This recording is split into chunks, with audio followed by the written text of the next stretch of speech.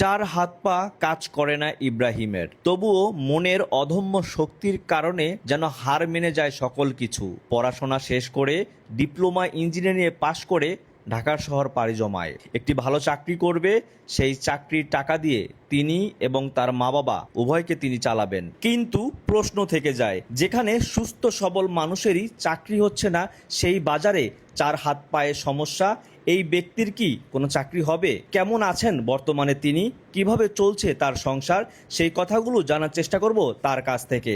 আপনাদের কাছে বিশেষভাবে অনুরোধ করছি, এই ভিডিওটি পুরো দেখবেন আর এই ভিডিওটিকে শেয়ার করে দিবেন। পারলে এই ব্যক্তিকে সাহায্য করে তার পাশে থাকার চেষ্টা করবেন। তিনি কিন্তু এভাবেই একটা টুলের সাহায্যে কিন্তু পথ চলে, কিন্তু বলা যায় তার শিক্ষাগত যোগ্যতা বেশ ভারী করেছে, কিন্তু কোনো ধরনের চাকরি বাকরি কিন্তু পায়নি বা হয়নি।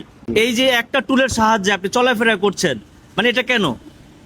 এটা আসলে ছোটবেলা থেকে আমি ফিজিক্যাল ডিজেবল, হ্যাঁ, তো তারপর থেকে আমি মানে এই টুলের সাহায্যে আসলে চলাফেরা করি। এই টুলের সাহায্যে আমি হচ্ছে পড়ালেখা শেষ করছি। আমি ডিপ্লোমা কম্পিউটার সায়েন্স নিয়ে শেষ করছি। হ্যাঁ, আপনার চার হাত পা আমি দেখতে চাই, সামনের দিকে একটু আনবেন। জি এই যে এই টোটালি আছে, সবই আছে, দেখেন হাতের পাঁচটা আঙ্গুলে কিন্তু ঠিকই আছে, কিন্তু এই কবজি থেকে কিন্তু তিনি লড়াতে পারে না বা কাজ করে না এমন কিছু।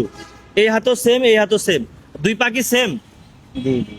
আচ্ছা আচ্ছা, এটা একটু মানে মানে লড়াচড়া করতে পারেন। আর এটা হচ্ছে সোজা করা যায় না হাঁটুর এখান থেকে আচ্ছা, এটা তো আপনার জন্মগত ভাবে হয়েছে বলা জি যায়। জি, হ্যাঁ, এটা জন্ম থেকেই আমার এমন। আপনার নাম কি? আমার নাম মোহাম্মদ ইব্রাহিম।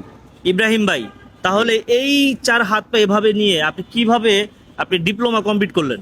এটা আসলে অনেক কষ্টকর ছিল, তারপরও ছোটবেলা থেকেই করতে করতে মানে আমি আসলে সবসময় নিজের কাজগুলা নিজেই করার চেষ্টা করতাম। হ্যাঁ, যত কষ্টই হোক না, যেমন ধরুন ক্যাম্পাস ছিল 5-7 তলায় ক্লাস, তারপরও আমি উঠতাম।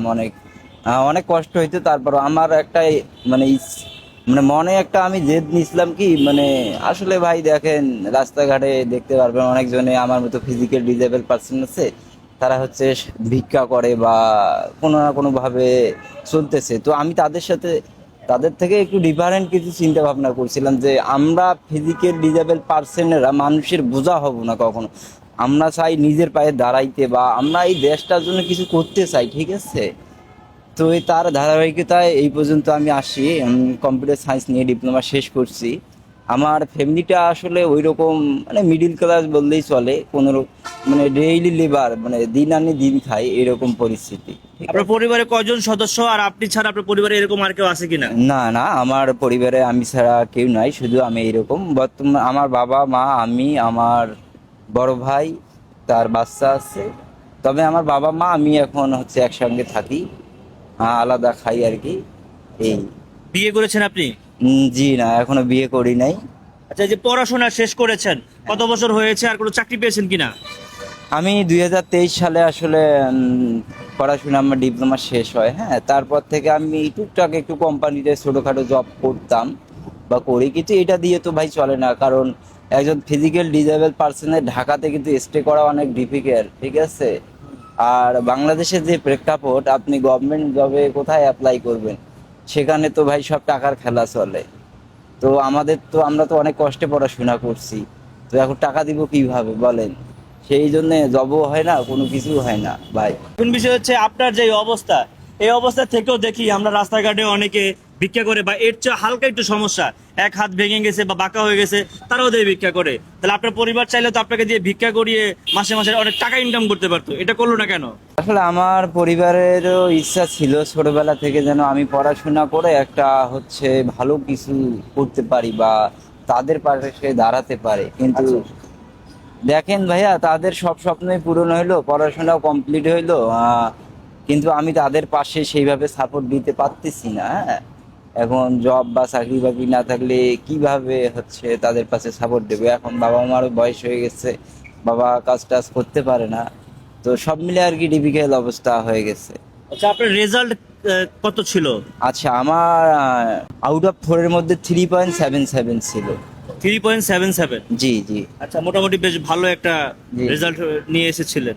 জি। হ্যাঁ, আপনার হোম ডিস্ট্রিক্ট কোথায়? আমার দিনাজপুর বড়পুকুরিয়া কয়লা খনিতে বাসা। আচ্ছা, এখন বর্তমানে আছেন ঢাকার আশুলিয়াতে। জি জি, ঢাকা আশুলিয়াতে আছি। এখন আপনি কি টাইপের চাকরি করতে পারবেন? আপনাকে যদি কেউ যদি চাকরি দিতে চায়, আপনি কি টাইপের চাকরিগুলো কাজগুলো করতে পারবেন? ভাই আমি হচ্ছে মূলত গ্রাফিক ডিজাইন, তারপর হচ্ছে কম্পিউটারে যে কোনো ধরনের কাজ আমি করতে পারবো অফিসের, ঠিক আছে? আচ্ছা, মানে কম্পিউটার রিলেটেড বা হচ্ছে গ্রাফিক ডিজাইনের যে কোনো ধরনের আপনি কাজ দিলে আমি করতে পারবো, আচ্ছা। কোনো সমস্যা নেই। এই হাত দিয়ে আপনি মাউস কিবোর্ড চালাতে পারেন? হাত এবং পা দুইটার সাহায্যে আমি মাউস আর কিবোর্ড চালাই। হ্যাঁ হাত এবং পা? হ্যাঁ হ্যাঁ, দুইটার সাহায্যে মাউস কিবোর্ড চালাই। দেখেন, আপনার যদি মেধা থাকে, বলা যায় বেডের বিরুদ্ধে শুয়ে লড়াচড়া না করতে পারলেও কিন্তু দেখা যায় সেটা কাজে লাগানো যায়। ভাইয়ের 4 হাত পা আছে কিন্তু কাজ করে না বলা যায়, তারপরেও কিন্তু তিনি তার অধম্য মানে ইচ্ছা শক্তির কারণে কিন্তু বলা যায় তিনি এই 4 হাত পা দিয়ে কিন্তু কম্পিউটার চালায় এবং বলা যায় গ্রাফিক ডিজাইনের মধ্যে কোর্স করেছেন না এর উপর দিয়ে। জি জি। আচ্ছা, এখন চাকরি পেতে গেলে আপনাকে তো অবশ্যই সেখানে যেতে হবে বা ওই স্থানে থাকতে হবে। এইসব বিষয়গুলো কি আপনি সবকিছু নিজ থেকে করতে পারবেন? জি ভাইয়া, মানে যে কোনো ধরনের কাজ আপনি বলেন 10 তলায় উঠতে বা এই রাস্তা পারাপার হতে, যানজট, কোনো সমস্যা নেই, আমি নিজের সকল কাজ নিজেই করতে পারি একা একা। আচ্ছা, আপনি যখন রাস্তায় এভাবে চলেন তখন আপনাকে কেউ সাহায্য সহযোগিতা দেয়? হ্যাঁ ভাই, অনেকজনের সাহায্য সহযোগিতা দেয়। আসলে আমি সাহায্য সহযোগিতা নেই না, আমার ওই ধরনের টেন্ডেন্সি নাই। আমি চাই হচ্ছে নিজের পায়ে দাঁড়াইতে। হ্যাঁ, কারণ কারো কাছ থেকে আমি আসলে কখনো ওইভাবে সাহায্য সহযোগিতা নেই নাই বা নিব না আশা করি।